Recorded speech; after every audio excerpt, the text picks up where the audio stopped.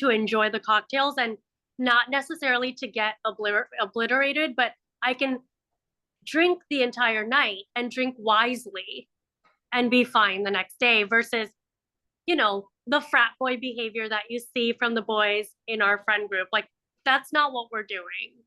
No, I like a nice Belvedere martini. Just let me sip it. Now, I mean, I do like to drink pretty much straight vodka, so it's never such a great thing. We're drinking stiff drinks, but we're not, the goal is definitely not to get drunk. The goal would be to not get drunk. I mean, to get drunk. Well, the goal would be to get a little drunk and then wake up. There's a fine line. Yeah.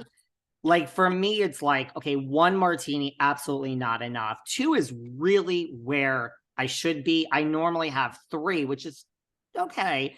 And then it's those nights when I have four where I'm like, and then maybe a shot, throw in a shot in there.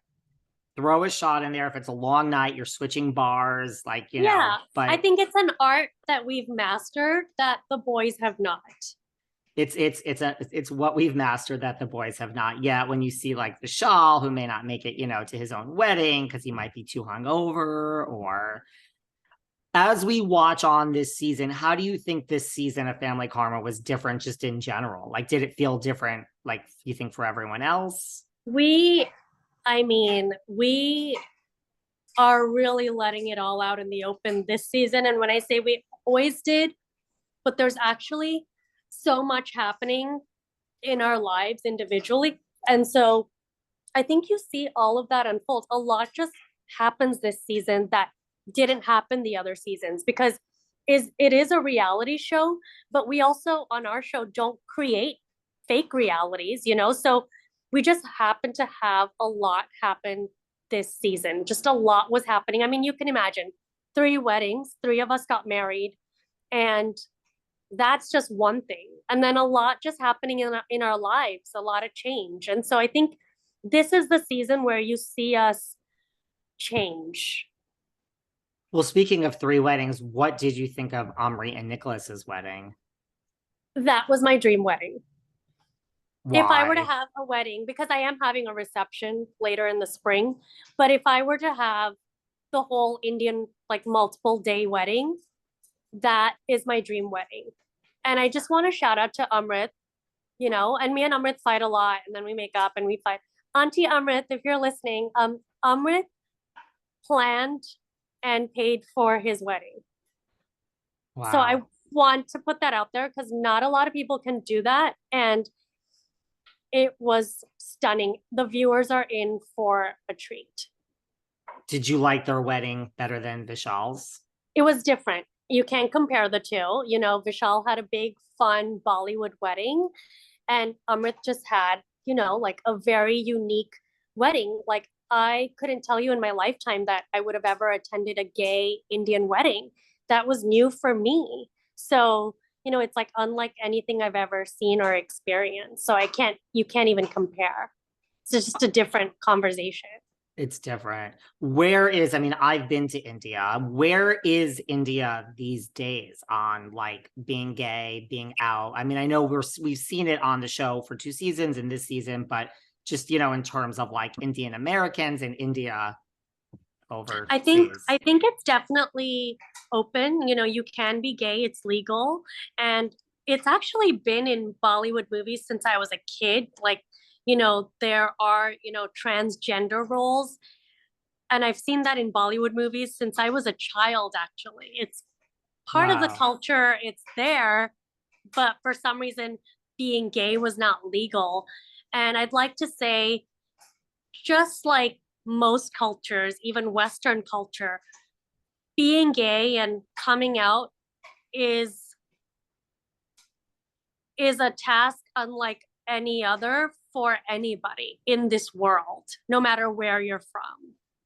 And I have so much respect for anyone, who's either not out in the open or in the open. I think both sides must be very difficult. And I have a lot of friends, obviously, who are either Latino or even American or Caucasian American and Greek, Italian, Indian, Persian, that have either not been open or have come out, and it's something you can't, unless you're living it, you would never know. I'm not living it, I'll never know. And so I think Amrit coming out to his grandmother, Amrit coming out to his family, Amrit's probably done the hardest thing he'll ever do in his life, right? And none of us will ever know what that's like.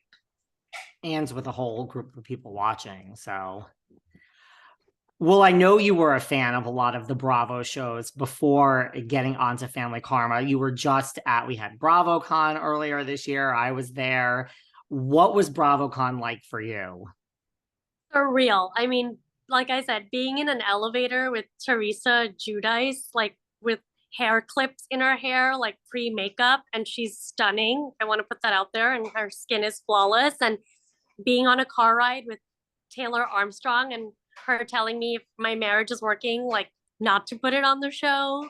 And, just meeting so many people. I mean, Phaedra in the lobby, Kenya Moore, like seeing Kyle Richards, Kathy Hilton. Like, I never thought in my life I'd ever meet Kathy Hilton. And even the other celebrities that, are Bravo adjacent, like seeing Anderson Cooper, seeing Hoda, like all Chrissy Teigen front row at my panel. I mean, these are just things I never thought would ever happen, and surreal to even talk about still. So you took like what, like a car from the hotel and Taylor Armstrong was in it? It was so fabulous because we all had different schedules and different panels, but there's no specific car. You just get in the car that's waiting. And there's just like, there's so many Bravo Lebs. So there's all these black cars just taking you to the Javits Center. And obviously, where you have to be once you're in the Javits Center. Someone takes you to where you need to be. But from the Javits Center to the hotel and back, there's just black cars. And you're just getting in. And you don't know who's going to be in your car. And it's crazy because you would think a lot of these big stars would just want to be in the car alone, but no one had any sort of, complex or, I'm better than you. You're getting in a car and you might be with Brandy Glanville, and that happened. And so I was on her podcast last week. We made that connection and things like that. I can't explain it. How did your marriage came up, and what Taylor said? You're doing the right, like, what did she say? You're doing the right thing. She like, said don't put it. if your partner doesn't want to be on the show, then don't put him on the show. Don't force anybody. Good marriage advice from Taylor Armstrong, right?